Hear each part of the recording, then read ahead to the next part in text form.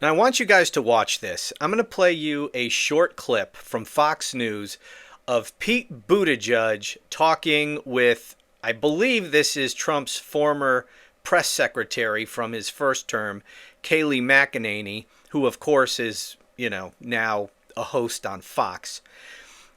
And I want you to watch how Pete Buttigieg expertly handles this appearance on Fox News. He is so good at this. This is exactly what Democrats need to do. And I know he's not the only one. There's other Democrats who do this, but we need to see a lot more of this. Democrats need to not be afraid of going on Fox News and just bringing the facts in a calm, cool way to the Fox News audience. Now, most of them will just reject it. They'll say it's fake news. Most of the Fox News hosts will shoot them down. But if you could just go on there and just, as I say, coolly and calmly, just talk about the facts. Let these, now Kayleigh McEnany in this example just sits there.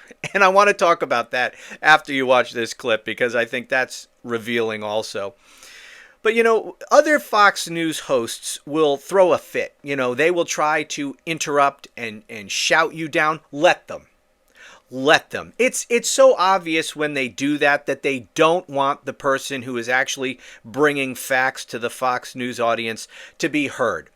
And, this has an effect because most of the time, all the people who watch Fox News, all that they hear are just one side. They never hear the facts. It is seldom that a Democrat is seen on Fox News. I mean, they have a couple of token Democrats like Jessica Tarloff, who does a great job.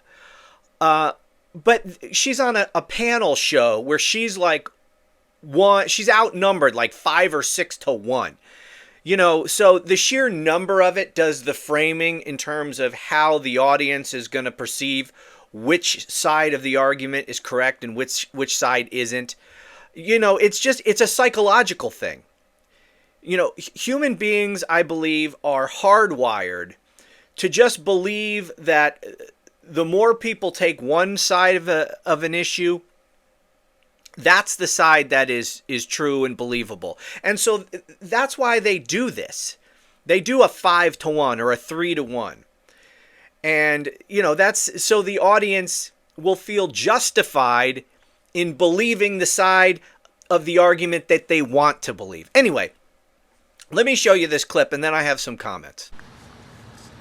Look, there's a lot of dictators around the world that I don't like. Maduro's one of them. That doesn't mean that the U.S. should use force to overthrow them one by one.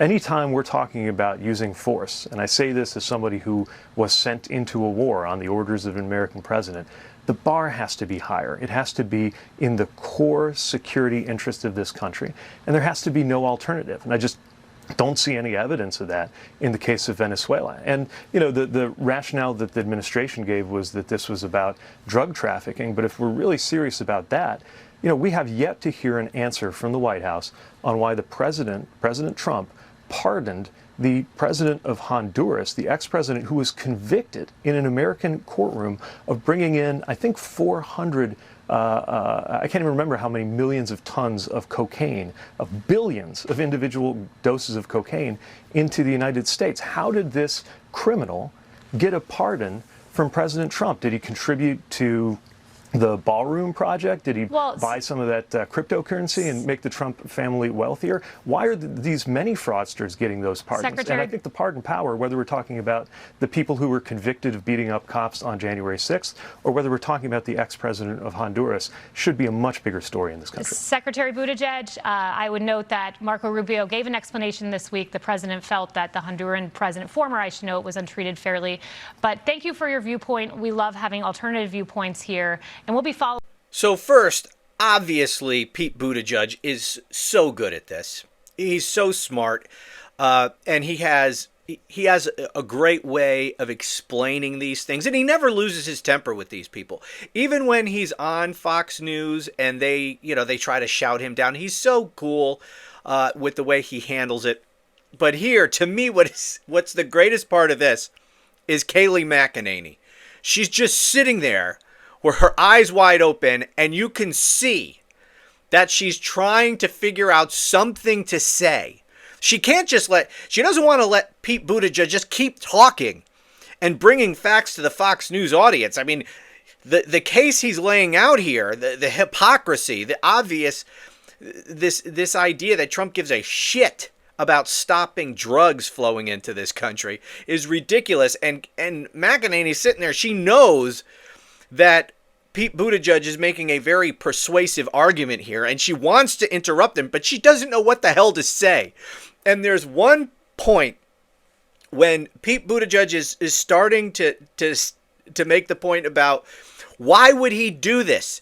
Did he contribute to the ballroom? Did he buy a bunch of crypto?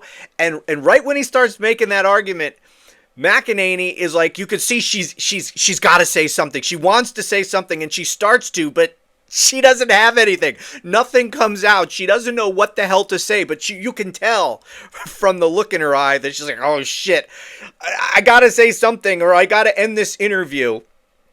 And then at the end of it, she offers some weak-ass defense of Trump because she has to. And that's the hallmark of a political hack, which of course that's what they all are on Fox News. But if she was a real journalist, which of course she's not, but if she were, and that's the role she's doing an interview here, right? She's not an opinionated panelist on a show arguing a point. She's playing the role of a host, of a journalist, asking questions. But at the end, she's got to say something in Trump's defense. And that's obviously not what a real journalist would do. You ask questions, you let your guest answer them, and then the audience can draw their conclusion. But she just can't help but be a political hack and try to mount a defense of Trump, as pathetic as it is. But anyway, watch this particular part of this interview where Pete Buttigieg is about to make this point. He's making this point about the ballroom.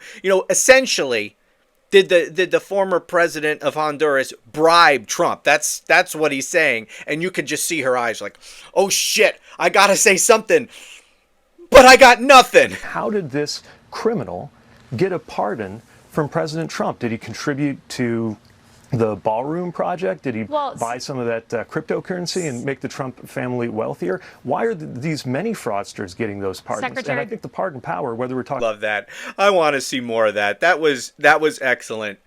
Way to go, Mayor Pete. Good job. By the way, if you like longer content, like half hour and a half long podcasts, I also have a podcast channel that you might be interested in. I have a link in the video description below, so please check that out.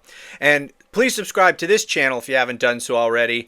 And thanks so much for watching. I'll talk to you again soon.